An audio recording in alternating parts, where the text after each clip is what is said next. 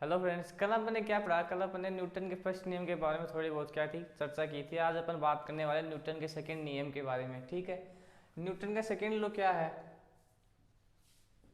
Newton second law of motion. ठीक है, Newton का सेकंड लॉ ऑफ मोशन क्या है? न्यूटन ने क्या बताया कि किसी भी पिंड के ऊपर जो लगने वाला बाह्य बल है ना, वो बाह्य बल का मान क्या होता है? उस बाह्य बल का जो मान होता है वो होता है उसके संवेग में परिवर्तन की जो दर होती है, उस संवेग में परिवर्तन की दर के बराबर होता है। ठीक है, हमने फर्स्ट नियम में क्या क्या बात की थी कि कोई भी पिंड है, उस कोई भी पिंड है वो रेस्ट में तो वो रेस्ट में ही रहेगा, और गतिमान तो वो फिर किस में रहेगा? गतिमान में ही रहेगा, जब तक उस पर क्या नहीं लगे? बाह्य बल का मान, बाह्य बल नहीं लगे। उस जो बाह्य बल का जो मान है वो क्या है? F external is equal to D P upon में D T. We know that momentum is equal to क्या होता है? Mass into velocity. अगर अपन ये वैल्यू अगर इसमें पुट करें तो ये क्या आएगा? F external is equal to M V upon में डी टी। अगर अपन मास को क्या कर ले, कांस्टेंट कंसीडर कर ले तो क्या होगा? अगर अपन ने मास को क्या कर ले, कांस्टेंट कंसीडर कर ले तो क्या होगा? F external is equal to M D V into D V upon में डी टी। अपन जानते हैं कि एक्सलेरेशन होता है, उस एक्सलेरेशन का मान क्या होता है? वेग में चेंज ऑफ रेट। ठीक है, तो एफ एक्सटर्नल का मान क्या होगा? M A. ठीक है, ये क्या आ गया? बल का मान आ गया। ठीक है, बल का मान आ गया। ठीक है, अब अपन इसके कुछ आगे बात करते हैं इसके बारे में। ठीक है, ये सेकेंड लॉ ऑफ मोशन है, ये क्या हो गया? कंप्लीट हो गया। अब एक फोर्स और आता है, वो क्या आता है? Pseudo force. ठीक है, ये स्यूडो फोर्स क्या है? अगर अपन एक्चुअली अगर अपन बात करें स्यूडो फोर्स की, तो स्यूडो फोर्स अगर अपन देखें तो कोई फोर्स है नहीं, ये अपने क्या है माना है। ये बल कैसे मानते हैं? जैसे अपन मान लो मैथ्स में अगर अपन आयु वाले क्वेश्चन सोल्व करते हैं तो अपन इसमें क्या आयु को मानते हैं। क्यों मानते हैं? इसलिए मानते हैं क्योंकि वो क्वेश्चन अपने क्या हो जाए, इजीली से सोल्व हो जाए। वही कंडीशन इसमें है। स्यूडो फोर्स एक्चुअली में होता नहीं है, इसको अपन क्या एज्यूम करते हैं कि क्या क्या है? इमेजिनरी क्या है? फोर्स है। अब बात आई अपन इसको मानते क्यों है, किस लिए मानते हैं, क्या कारण है, किसकी क्यों जरूरत पड़ी? अगर अपन इन सभी की बात करें तो देखो, हमने कल के लेक्चर में पढ़ा था कि जो न्यूटन के जो लॉ है वो किन के लिए लागू होते हैं? सिर्फ इनर्शियल फ्रेम के लिए ही लागू होते हैं, नॉन इनर्शियल फ्रेम के लिए लागू नहीं होते। अब जो इनर्शियल फ्रेम और नॉन इनर्शियल फ्रेम होती क्या है उसके बारे में अगर अपन बात करें तो देखो, जो फ्रेम है वो फ्रेम कितनी प्रकार की होती है? दो। एक तो होती है इनर्शियल इनर्शियल फ्रेम, और ये कौन सी होती है? Non inertial frame. ठीक है, इनर्शियल फ्रेम कौन सी होती है, नॉन इनर्शियल फ्रेम कौन सी होती है? इनर्शियल फ्रेम में न्यूटन के लॉ है, सभी लॉ लागू होते हैं। नॉन इनर्शियल के लिए क्या होते हैं? लागू नहीं होते। अब इनर्शियल फ्रेम कौन सी होती है? देखो, अगर ये किसके द्वारा अपन क्या करते हैं? डिसाइड करते हैं। किस पॉइंट के द्वारा अपन डिसाइड करते हैं? एक क्या होता है? ऑब्जर्वर होता है, ऑब्जर्वर। उस ऑब्जर्वर के ऊपर अपन क्या करते हैं? डिसाइड। अगर ऑब्जर्वर है वो किस में है? रेस्ट में है, मतलब ऑब्जर्वर किसी क्या है? सरफेस पे है, सरफेस या फिर अर्थ के ऊपर है। ठीक है, अर्थ के ऊपर। तो अगर वो किसी भी घटना को ऑब्जर्व कर रहा है तो वो कौन सी होगी? इनिशियल होगी, इनर्शियल होगी, यानी कि जड़त्वीय फ्रेम होगी। और इसका जो वेग है वो क्या होना चाहिए? कांस्टेंट होना चाहिए। ठीक है, फिर अगर हम बात करें नॉन इनर्शियल फ्रेम की, नॉन इनर्शियल फ्रेम क्या होती है? जिसके लिए त्वरण का मान क्या हो? नॉट इक्वल टू जीरो हो, और v क्या हो, कांस्टेंट नहीं हो। ठीक है, वो कौन सी होगी, नॉन इनर्शियल फ्रेम होगी। इसके अपन कुछ एग्जांपल्स की अगर अपन बात करें, वो एग्जांपल कौन से है देखो।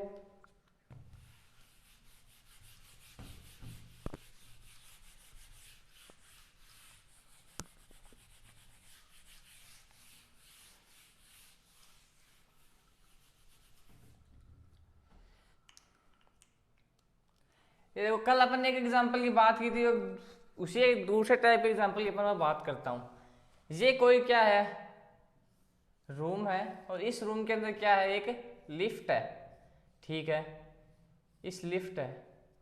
अगर इस लिफ्ट के अंदर एक कोई m द्रव्यमान का अपन क्या लगा दे, मास का, इसके अंदर मास है। ठीक है, और एक ऑब्जर्वर ये यहाँ पर है, ये किस पर है, सरफेस पे है। ये क्या है, ऑब्जर्वर ए।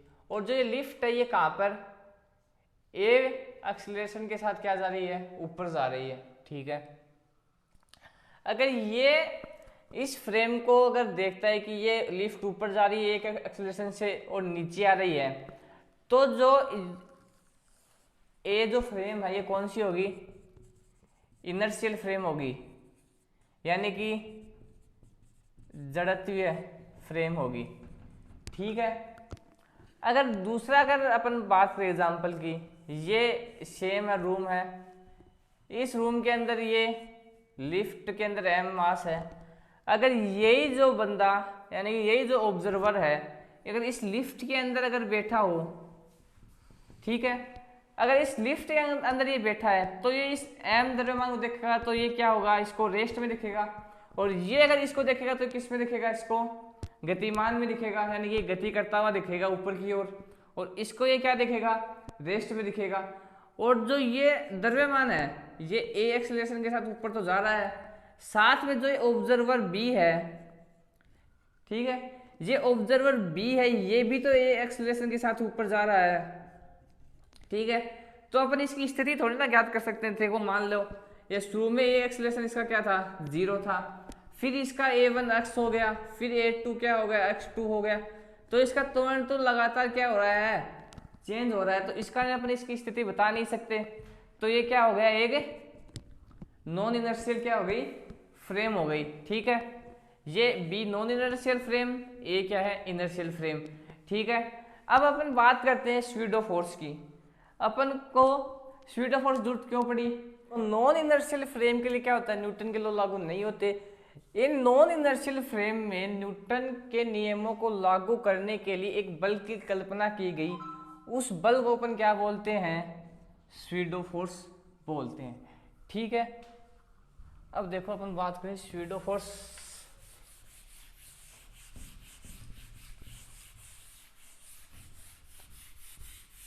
स्यूडो फोर्स इसका मान क्या होता है, इसका फॉर्मूला क्या होता है, सभी की अपन बात करते हैं और उस एग्जांपल को अपन थोड़ी देर में प्रूफ भी करेंगे। ठीक है, स्यूडो फोर्स है, ये स्यूडो फोर्स क्या होता है, इसका मान F is equal to minus का m a। ये यहाँ पर क्या है, एक्सीलरेशन है, क्या है, एक्सीलरेशन। ये यहाँ पर क्या है, मास। ठीक है, अब ये ए माइनस का जो चिन्ह है ये किसको दर्शाता है, इसको साइन करता है। मान लो ये लिफ्ट है, अगर ये ऊपर की ओर गति कर रही है तो जो स्यूडो फोर्स है इस गति के किसके विपरीत दिशा की ओर लगेगा और इसका मान कितना होगा, एम ए। ऐसे नहीं कि माइनस का एम ए तो M A minus M A लगा दी, इसका मतलब ये नहीं है। ये इसकी जिस दिशा में गति कर रहा है उसके विपरीत दिशा में ये क्या होगा, लगेगा। ठीक है, अब थोड़ी देर पहले मैंने एक एग्जांपल दिया था, उसको अपन प्रूफ करें। वो क्या है, ये क्या था, एक रूम था, रूम में क्या थी, एक लिफ्ट थी, एम द्रव्यमान, ए एक्सीलरेशन के साथ ऊपर जा रही थी, और ये क्या था, ऑब्जर्वर ए था। ठीक है, अब अगर अपन इसके एफ बी डी की बात करें, यानी फ्री बॉडी डायग्राम की अगर अपन बात करें, फ्री बॉडी डायग्राम ये किसी क्या है, रस्सी है, लिफ्ट रस्सी से चलती है, तो इसके अंदर ऊपर की ओर क्या लग गया, टेंशन फोर्स लग गया, और ये इसके एफ में जो ग्रेविटेशनल फोर्स होता है वो ऑलवेज कहाँ पर लगता है, डाउनवर्ड लगता है, ठीक है। अब देखो इसका जो टेंशन जो फोर्स है, ये tension force T is equal to क्या हो गया, ये जी क्या है,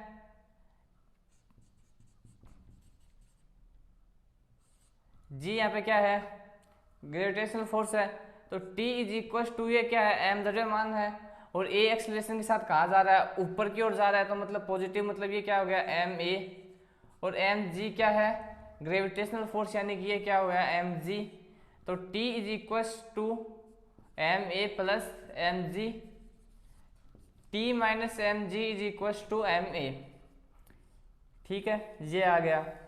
ये कौन सी फ्रेम थी, आपको पहले बताया था, इनर्शियल फ्रेम, इनर्शियल फ्रेम यानी कि जड़त्वीय तंत्र, त्वीय तंत्र, ठीक है।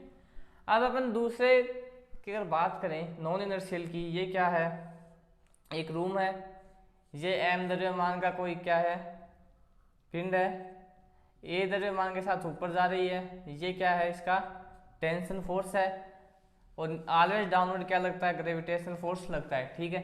अगर अपन इसमें अगर नॉन इनर्शियल और जो ऑब्जर्वर वो कहाँ है, यहाँ है ऑब्जर्वर, ठीक है। अब एक बात सोचो आप, टेंशन फोर्स क्या होता है, T is equal to plus M G होता है, कोई दिक्कत नहीं है। अगर ये इस लिफ्ट के अंदर बैठा है तो ये भी तो एक त्वरण के साथ ऊपर गति कर रहा है, तो इसको जो ये एम द्रव्यमान है, ये बताओ रेस्ट में दिखेगा या फिर गति की स्थिति में दिखेगा, ये इसको रेस्ट की स्थिति में दिखेगा, क्यों दिखेगा, क्योंकि ये स्वयं खुद भी है, ये ए एक्सेलरेशन के साथ कहाँ जा रहा है, ऊपर जा रहा है, ठीक है। अगर इसको एक्सेलरेशन मास का मान अगर रेस्ट में, मतलब रेस्ट में क्या है, एम ए प्लस क्या है, एम जी है, रेस्ट में तो इसका मान 0 है, तो ये क्या हो गया 0 प्लस एम जी, ये टी बराबर क्या आ गया, एम जी आ गया, ये 2 और ये 1। अब देखो तो समीकरण नंबर 2 है, ये किसके लिए है, नॉन इनर्शियल फ्रेम के लिए, ए किसके लिए है, इनर्शियल फ्रेम के लिए। अब एक ए ने बी को फोन किया कि भाई तेरा क्या मान आ रहा है, इसका तो आ रहा है एम जी, और ए का मान क्या आ रहा है, टी माइनस एम जी बराबर एम ए आ रहा है। अब किसका सही माने, इसका सही माने या फिर इसका सही माने, किसका सही माने जाए, तो क्या हुआ, इसको लैब में अगर जांच की गई तो क्या हुआ, जो ए का जो इनर्शियल फ्रेम था उसको क्या माना गया, सही माना गया, और जो नॉन इनर्शियल फ्रेम थी उसको क्या माना गया, गलत माना गया। अब ये गलत है तो इसको सही किया जाए, क्यों, क्योंकि इसने न्यूटन का नियम दिया था, न्यूटन को अपन ऐसे ही थोड़ी ना हल्के में लेते हैं। तो अपन इसके लिए कल्पना की, किसकी, स्यूडो फोर्स की कल्पना की। स्यूडो फोर्स का मान क्या होता है, F is equal to minus का एम ए होता है, माइनस चिन्ह किसको दर्शाता है कि अगर कोई भी पिंड ऊपर की ओर गति कर रहा है तो स्यूडो फोर्स नीचे की ओर लगेगा, और कोई भी पिंड नीचे की ओर गति कर रहा है तो स्यूडो फोर्स कहाँ लगेगा, ऊपर की ओर लगेगा, ठीक है। अपन इसको चेंज करें, ग्रेविटेशनल फोर्स के साथ कौन सा फोर्स और लग रहा है, एम ए लग रहा है, ठीक है। तो ये क्या होगा, T is equal to W plus M G plus M A, ये रेस्ट में तो इसका मान कितना हो गया 0, ये कितना हो गया M G plus M A. तो अगर अपन एम जी का क्या कर दें, पक्षांतर साइड चेंज कर, तो ये क्या आ गया, M G equal to M A आ गया। अब देखो जो इनर्शियल फ्रेम के लिए जो टेंशन फोर्स था उसका मान कितना आया, ये आया, नॉन इनर्शियल के लिए कितना आया, ये आया, लेकिन ये कब आया, ये बताओ कब आया, ये तब आया जब अपन ने किसकी कल्पना की, स्यूडो फोर्स अगर हमने जब लगाया तभी तो ये आंसर आया, स्यूडो फोर्स अपने नहीं लगाया तब ये आंसर थोड़ा ना आया था, नहीं आया, ठीक है। स्यूडो फोर्स न्यूटन के जो नॉन इनर्शियल फ्रेम है उसको क्या करती है, इनर्शियल फ्रेम में चेंज करती है, यानी कि उसका मान क्या करती है, ये सही करती है, ठीक है। अपन दूसरे अगर एग्जाम्पल की अपन बात करें, ये कोई गाड़ी है, ठीक है, ये इसके टायर है और इसके अंदर एक क्या है, पेंडुलम लटका हुआ है एम द्रव्यमान का, ठीक है। अगर ये इस तरफ एक्सेलरेट कर रही है, यानी इस तरफ अगर ये गति कर रही है, और अगर इसमें ऑब्जर्वर बैठा है, ठीक है, ऑब्जर्वर यहाँ पर बैठा है, तो ये पिंड अगर एक्सेलरेट, गाड़ी एक्सेलरेट करेगी तो ये पिंड किस तरफ गति करेगा, ये पिंड है, ये गति करेगा, ये पिंड एम है, ये इस तरफ गति करेगा, क्यों करेगा, इसका कारण, इसका कारण ये है, देखो ये कौन सी फ्रेम है, ये ऑब्जर्वर है। ऑब्जर्वर किससे, ए एक्सेलरेट से क्या कर रहा है, गति कर रहा है, और ये किसी सरफेस के ऊपर भी नहीं है, तो ये कौन सी फ्रेम हो गई, नॉन इनर्शियल फ्रेम हो गई। ठीक है, नॉन इनर्शियल अगर फ्रेम है तो ये थोड़ी देर पहले आपको बताया था कि नॉन इनर्शियल फ्रेम न्यूटन के गति के नियम का पालन नहीं करती है। इसके लिए अपनी कल्पना करते हैं कि बल्कि वो क्या है, स्यूडो फोर्स है। स्यूडो फोर्स किस दिशा में लगता है, मान लो अगर इस दिशा में अगर कोई पिंड गति कर रहा है तो इस तरफ स्यूडो फोर्स लगेगा, ऊपर की ओर गति कर रही है तो नीचे की ओर स्यूडो फोर्स लगेगा, इस तरफ गति कर रही है तो उसके मतलब गति की विपरीत दिशा में ही क्या लगेगा, स्यूडो फोर्स लगेगा। अब ये देखो ये इस तरफ गति कर रही है तो इसके पास स्यूडो फोर्स कहाँ लगेगा, इस तरफ ही लगेगा। इस तरफ लगा तो ये पिंड कहाँ आ गया, पेंडुलम यहाँ आ गया। समझ में आ गया कि ये पिंड इस तरफ ही गति क्यों की। ठीक है, किस कारण से करी, स्यूडो फोर्स के कारण से करी। ठीक है, अगर अपन इसके जो एंगुलर, ये कौन सा एंगल है, थीटा है, अगर अपन इस थीटा की अगर अपन वैल्यू फाइंड आउट करें तो वो वैल्यू कैसे आएगी। देखो अगर अपन इसका फ्री बॉडी डायग्राम बनाए, ये अपन इसको बाहर निकाल लेते हैं, ये क्या है, एम है, ये एम है, ये एंगल कितना हो गया, थीटा हो गया। ठीक है, ये इसका टेंशन फोर्स हो गया ऊपर की ओर कितना, टी हो गया। ये कितना हो गया, डाउनवर्ड कितना हो गया, एम जी हो गया। ये कौन सा फोर्स हो गया, इधर की ओर एम ए हो गया। ये एम ए कौन सा फोर्स है, ये एम ए स्यूडो फोर्स है। और इस तरफ ये क्या कर रहा है, ए त्वरित गति कर रहा है। ठीक है, ये फ्री बॉडी डायग्राम हो गया इसका, ये T M A M G और ये कोई एम द्रव्यमान है, ये ए। ठीक है, अगर अपन इसके घटक की अपन बात करें, क्योंकि ये थीटा एंगल है, अगर अपन इस थीटा एंगल को अपन क्या करना पड़े, हटाना पड़े, तो ये क्या होगा, अगर मान लो कि अगर ये थीटा अगर एंगल है तो ये क्या होगा, टी कोस थीटा, ये क्या होगा, टी साइन थीटा होगा। ठीक है, तो अगर अपन बात करें टी ये कोस थीटा, ये टी साइन थीटा, ये डाउनवर्ड एम जी और ये एम ए। अब आपको एक क्वेरी होगी कि सर ये ए कहाँ गया, ये ए क्या हो गया, जीरो हो गया। क्यों हो गया, कि देखो ये एम द्रव्यमान में पेंडुलम है, ये ए के साथ एक्सेलरेट कर रहा है, ये एम तो एक्सेलरेट कर रहा है, साथ में ऑब्जर्वर भी तो एक्सेलरेट कर रहा है, ए से कर रहा है, तो इसको अपन क्या कर दे, नेग्लेक्ट कर दे। क्यों, क्योंकि क्या है, नॉन इनर्शियल फ्रेम है।